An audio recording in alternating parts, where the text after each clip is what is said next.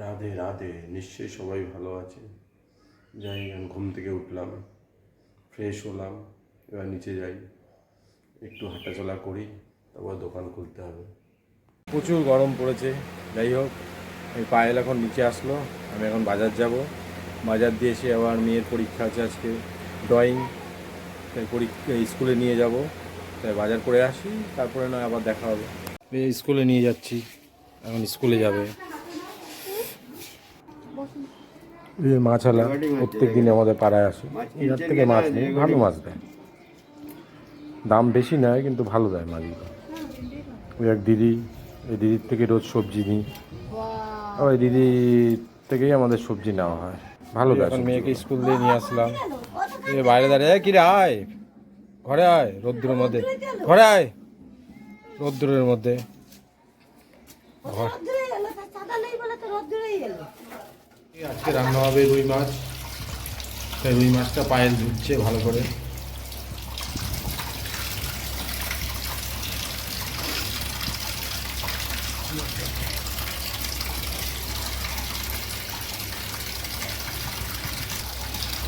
রুই মাছটা পায়েল কীভাবে রান্না করে সেটা আপনাদের দেখাই।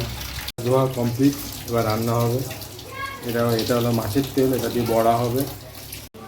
থাক, আজকে মাছটা আমিই বানাই।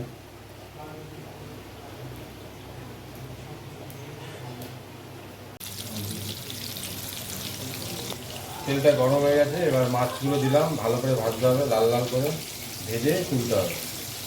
অনেকদিন পর রান্না করছি, রান্না শিখেছিলাম, আবার অনেকটা ভুলে গেছি, দেখি পারি কতটা।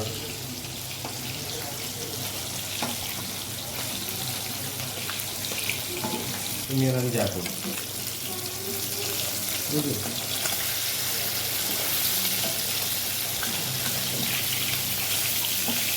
শখে একদিন দুদিন রান্না করি, দেখছেন না মাছগুলো উল্টাতেও পারছি না ঠিক করে। ভালো করে আমি তো সেরকম রান্না করি না, মাছ উল্টাতেও আমার অসুবিধা হচ্ছে। না না, এই তো দারুণ উল্টেছো। মাছগুলো ভালো করে কড়া কড়া করে ভেজে নিতে হবে।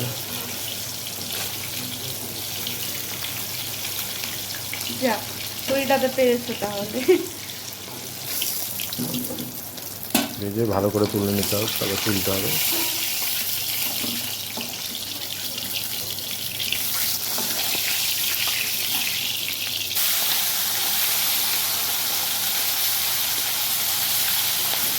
মাছটা ভাজা হয়েছে, এবার আলুটা ভালো করে ধুয়ে নিলাম, ধুয়ে এবার ভাজতে হবে।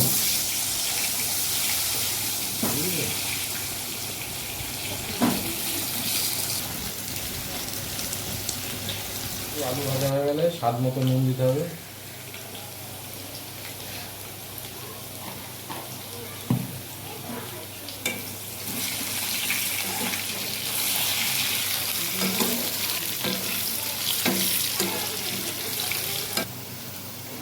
স্বাদ মতন হলুদ দিতে হবে, যতটা প্রয়োজন।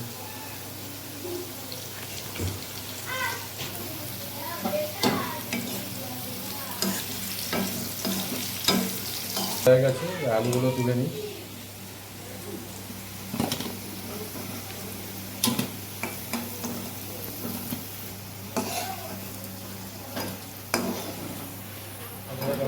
এবার পটল ভাজতে হবে।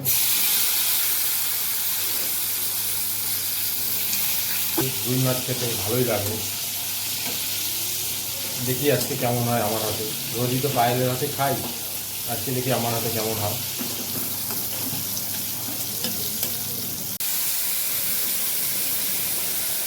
মশলা দেওয়া হলো, এর মধ্যে আছে আদা, রসুন, পেঁয়াজ আর লঙ্কা বাটা, মিক্সিংয়ে বাটা করা হয়েছে।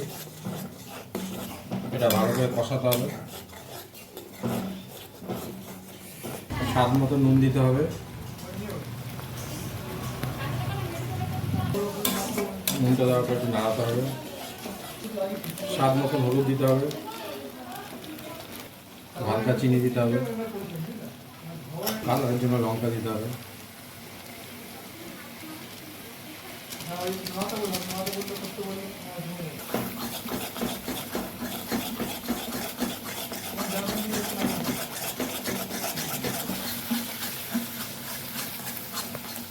হবে, আর কষানো যদি লেগে যায় তাহলে পোড়া পোড়া গন্ধ হবে, এই জন্য অনবরন্ত কষাতে হবে।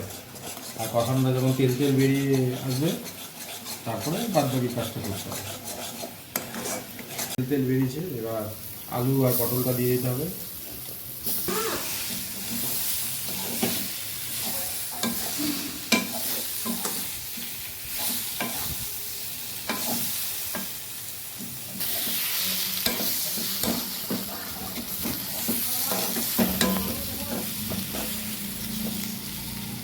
দু তিন মিনিট কষানোর পর আলু আর পটল এবার জল দিতে হবে। আমরা একটু পাতলা পাতলা ঝোলই খাই, বাড়ির রান্না যত হালকা হবে তত ভালো, পেটের পক্ষে খুবই ভালো। এবার মাছটা ঢেলে দিতে হবে। মাছটা একটু ফুটলেই নামিয়ে দিতে হবে। মাছের ঝোল রেডি হয়ে গেছে। আজকে দেখি, আজকে বর মশাই রান্না করেছে মাছের ঝোলটা। দেখি তাহলে আজকে মাছের ঝোলটা কেমন টেস্টি টেস্টি হয়। দেখতে তো ভালোই টেস্টি টেস্টি লাগছে।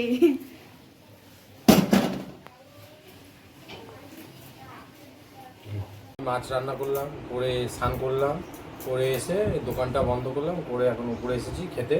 দেখি আজকে কী কী মেনু আছে। এটা মাছের তেলের বড়া, এটা হলো আলু উচ্ছে ভাজা, এটা হলো চিংড়ি আলু পটল তরকারি, এটা রুই মাছ আলু দিয়ে পটল দিয়ে, পাঁপড়, চাটনি, আর লাস্ট পাতে হলো লস্যি। এবং গরম পড়েছে কিছু জিনিস।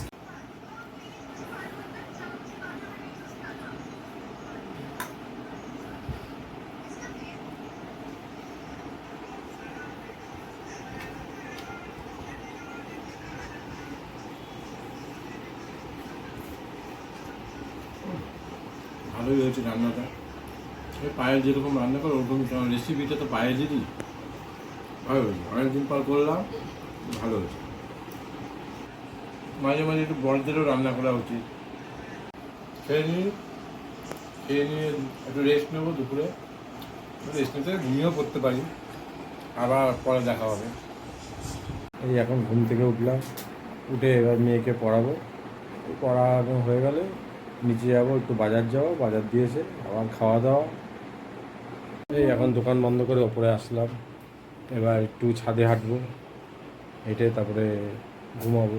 এই এবার ঘুমাতে যাবো, কিন্তু ঘুমানোর আগে একটু কোল্ড ড্রিঙ্কস খেয়ে নিই। এটা গরম পড়েছে, একটু কোল্ড ড্রিঙ্কস খেতে ইচ্ছা করলো, ক্যাম্পা কোলা। গুড নাইট, সবাই ভালো থাকবেন, আবার দেখা হবে।